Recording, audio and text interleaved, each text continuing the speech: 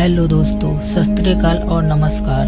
तो कैसे हैं आप लोग। आज हम एक्सप्लेन करने वाले हैं हाल ही में आई मूवी गदर 2 को, जो कि गदर 1 का सीक्वल है। तो फिल्म की शुरुआत होती है और हम गदर 1 मूवी के कुछ सीन को देखते हैं, जो कि 1947 का होता है कि कैसे तारा सिंह और सकीना मिले और उन दोनों की शादी हुई। सकीना के पापा अशोक अली ने कैसे तारा सिंह के सामने हार मानी और कैसे उनका बेटा जीत हुआ, सब कुछ हमको एक फ्लैशबैक में दिखाया जाता है। फिर हम जनरल हमीद को देखते हैं, जो कि उस जंग को भुला नहीं पाया था, क्योंकि तारा सिंह ने वहां पर उसके सोल्जर्स को जान से मार दिया था। वो तारा सिंह को खुद अपने हाथ से मारना चाहता था और अशोक अली ने जब हार मानकर उन दोनों की शादी करवाई थी, तब से वो अशोक अली को मारने की साजिश कर रहा था और वो इस साजिश में कामयाब भी हो गया।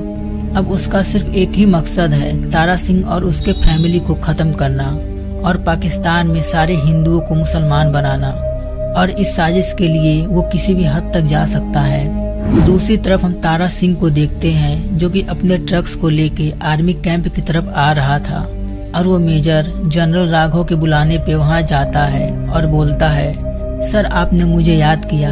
तब जनरल राघव उसको बोलते हैं, तारा तुम कैसे हो, सकीना और जीत कैसे हैं। तारा सिंह तब बोलता है, सर आप लोगों की दुआओं से वो दोनों ठीक हैं, लेकिन जीत कोई बात नहीं सुनता। मैं उसको हमेशा बोलता हूँ पढ़ाई करने के लिए, क्योंकि मुझे उसको आप जैसा अफसर बनाना है, पर उसके दिमाग में हीरो बनने का भूत चढ़ा हुआ है।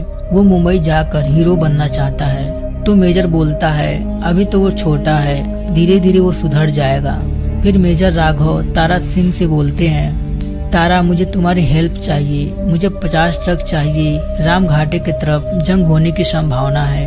तब तारा बोलता है, सर हेल्प किस बात की, ये तो मेरा फर्ज है, मेरी जान मेरी माँ के लिए हमेशा हाजिर है, आप कभी भी बुला लेना। तारा सिंह पहुँच जाएगा। फिर हम देखते हैं तारा के परिवार को, जहाँ पर सकीना उसकी बीवी और जीत उसका बेटा, वो तीनों अच्छे से रहते हैं। बस तारा चाहता है कि जीत पढ़ लिख के अफसर बन जाए, लेकिन जीत का मन पढ़ाई में नहीं लगता। वो हमेशा नाटक, ड्रामा और उसके साथ साथ कॉलेज बंक मार के सिनेमा भी देखने जाता है। इस बात पे तारा बहुत गुस्सा करता है और वो सकीना पे गुस्सा होकर बोलता है, तुम्हारी वजह से हमारे बेटे का आज ये हाल है, उसको खाना मत देना। और फिर खुद ही जीत के लिए खाना लेके जाता है और जीत से वो बहुत ज्यादा प्यार करता है। लेकिन जीत के दिमाग में हीरो बनने का भूत इस तरह सवार था कि उसने पढ़ाई लिखाई एकदम छोड़ दिया था। तारा फिर मजबूर होके उसको पढ़ने के लिए चंडीगढ़ भेजता है। फिर सकीना एक दिन रात को तारा से बोलती है, तुम्हें पता है जब तुम मुझे हिंदुस्तान लेके आए थे, तब अम्मी मुझे खत लिखा करती थी कि पापा रात रात भर रोया करते हैं, और वो कहती है कि सच में बच्चों के बगैर जिंदगी कितनी अधूरी हो जाती है। सारे माँ बाप के लिए उनके बच्चे उनके लिए सबसे कीमती चीज होते हैं। फिर हम देखते हैं राम घाट के सरहद पर हिंदुस्तान और पाकिस्तान के बीच में जंग चल रहा था और कमांडर बोलता है, सर उनके पास एमिनेशन है और हमारे पास हथियार है, पर वो नीचे है, हमें पहाड़ तक लेके जाना पड़ेगा।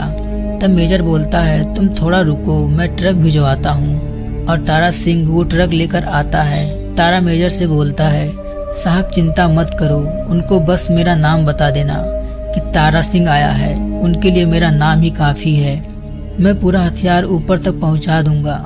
फिर तारा और उसके आदमी ट्रक लेके पाकिस्तान की गाड़ियों को कुचलते हुए पहाड़ के ऊपर जा रहे होते हैं और वो उधर जाके खुद भी जंग लड़ रहे थे।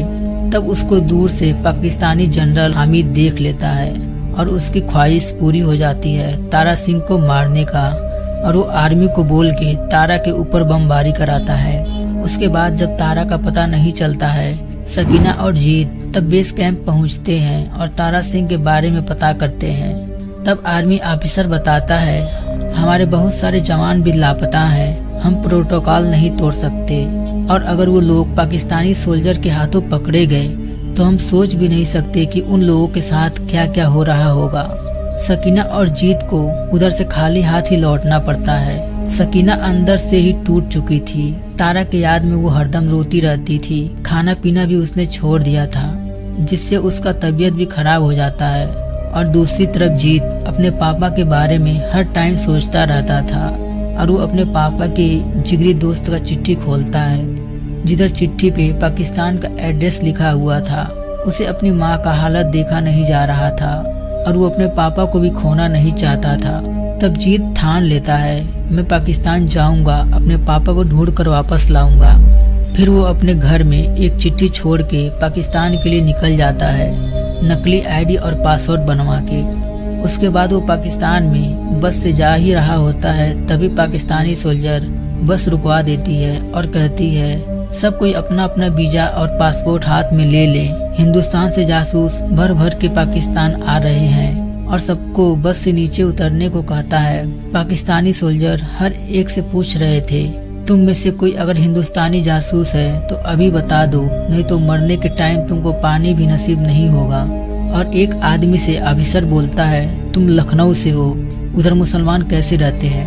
तब वो बोलता है, उधर मुसलमान भाई भाई की तरह रहते हैं। और वो ये भी बोलता है, मेरे वालिद का इंतकाल हो गया है, इसलिए उनको आखिरी बार देखने के लिए आया हूँ। तब वो ऑफिसर बोलता है, जो भी मुसलमान बोलता है कि वो इंडिया में खुश है, उसको पाकिस्तान में रहने का कोई हक नहीं।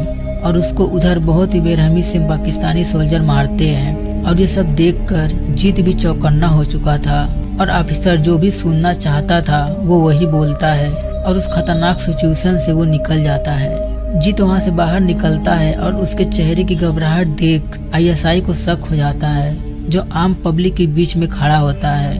और वहाँ पर जाकर जीत का डॉक्यूमेंट निकलवा के बोलता है, ये फोटो में जो लड़का है वो नकली डॉक्यूमेंट बनवा के पाकिस्तान में घुस गया है, वो एक हिंदुस्तानी एजेंट है। उसके बाद जीत करीम के घर जाता है, जो कि तारा का दोस्त होता है, और उससे पूछता है कि बाबा किधर है। वो बोलता है, बेटा मुझे तो सही से नहीं पता तुम्हारे बाबा किधर हैं, लेकिन जिन कैदियों को पकड़ा गया है उन लोगों को स्पेशल जेल में रखा गया है, जो कि लाहौर में है। फिर करीम अपना सोर्स लगा के आजम मियाँ के घर जीत को खाना बनाने के काम में लगा देता है। और जीत उधर जाके सबसे घुल मिल जाता है, और सबसे ज्यादा मुस्कान से, जो कि आजम मियाँ की बेटी होती है।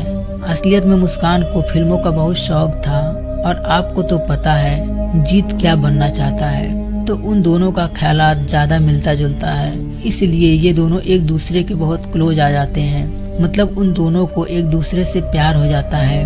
और दूसरी तरफ जीत प्लान बनाता रहता है कि कैसे वो अपने पापा को छुड़ा के इस देश से बाहर निकलेगा। फिर ईद के अगले दिन मुस्कान उसको प्रपोज करती है और बोलती है, क्या तुम मेरे जीवन साथी बनोगे? पर अगले दिन जीत मुस्कान के घर से करीम के घर चला जाता है और वो करीम चाचा से जाके बोलता है, मैंने मुस्कान को अंधेरे में रखा है, मुझे कोई हक नहीं बनता उसका दिल तोड़ने का। मेरा असली मकसद जब वो जानेगी तो मुझसे नफरत करेगी। और जब वो ये कह ही रहा होता है, उसके पीछे मुस्कान खड़ी होती है। वो पूछती है, तुम्हारा असली मकसद क्या है? जीत तब उसके सामने सब कुछ कॉन्फ्रेंस करता है कि कैसे उसके पापा को पकड़ लिया गया और फिर वो उनको ढूंढने के लिए इधर आया है और वो उनको लेके इधर से चला जाएगा, वो कोई जासूस नहीं है। तब मुस्कान भी उसका साथ देती है। फिर ईद का खाना पहुंचाने के लिए मुस्कान और जीत लाहौर जेल में गए होते हैं। और तब जीत का मुलाकात हामिद से होता है, जो कि बहुत ही बेरहम होता है और वो हर एक कैदी को जानवरों की तरह पीट रहा था और उन्हें देख के जीत बहुत रोता है। फिर उस दिन रात को मुस्कान के घर ISI वाले आते हैं और वो जीत को ढूंढने लगते हैं।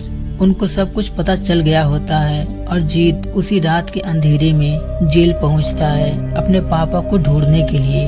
तब एक कैदी बोलता है, बेटा तारा सिंह को तो इन्होंने पकड़ा ही नहीं। जब उन्होंने बमबारी की थी, तारा सिंह नदी में गिर गए थे और पाकिस्तानी आर्मी ने हम लोगों को पकड़ लिया। और दूसरी तरफ तारा घर पहुंचता है और सकीना को सारी बात बताता है कि कैसे वो नदी में गिर गया और नदी में गिरने की वजह से वो कोमा में चला गया था। वो चाहकर भी घर नहीं पहुंच सकता था, न ही किसी से खबर भिजवा सकता था। और जब उसको पता चलता है कि उसको बचाने के लिए जीत पाकिस्तान गया है, वो बहुत गुस्सा होता है। तारा सिंह को चिट्ठी भी मिलती है जिसे पाकिस्तान जाते वक्त जीत घर पे छोड़ कर गया था, जिसे पढ़कर वो काफी इमोशनल हो जाता है और वो सकीना से वादा करता है, मैं जीत को वापस ले आऊंगा, तू चिंता मत कर। फिर तारा पाकिस्तान के लिए रवाना होता है और रास्ते में उसे अपनी फैमिली के हर एक मेमोरी याद आती है। उसके बाद तारा पाकिस्तान पहुंच जाता है, जहां वो देखता है पाकिस्तान में हिंदुओं को मुसलमान बनाने के लिए हिंदुस्तान मुर्दाबाद के नारे लगाए जा रहे होते हैं। उस माहौल को देख के वो चुपचाप उधर से निकल के करीम के घर पहुंच जाता है, लेकिन करीम उधर नहीं था। पर रास्ते में उसको इकबाल मिल जाता है। इकबाल तारा का दोस्त होता है और वो करीम से उसका मुलाकात कराता है। फिर उसको जीत के बारे में पता चलता है कि जीत को पकड़ लिया गया है। दूसरी तरफ हामिद जीत को बहुत पीटता है और जीत तब कहता है, अगर मेरे पापा को एक बार भी पता लग गया कि तुमने मेरा ऐसा हाल किया है, तेरा सर तेरे धड़ से अलग कर देंगे। और दूसरी तरफ हामिद ने मुस्कान को मजबूर कर दिया था ये बोलने के लिए कि जीत ने उसका बलात्कार किया है। और ये बात मुस्कान के बोलने से पाकिस्तान की जनता भी जीत पर भड़क जाती है और वो लोग जीत पर पत्थरबाजी करने लगते हैं। और तभी तारा सिंह की एंट्री होती है। तारा कहता है, तुम्हारी लड़ाई मुझसे है, मेरे बेटे को छोड़ दो।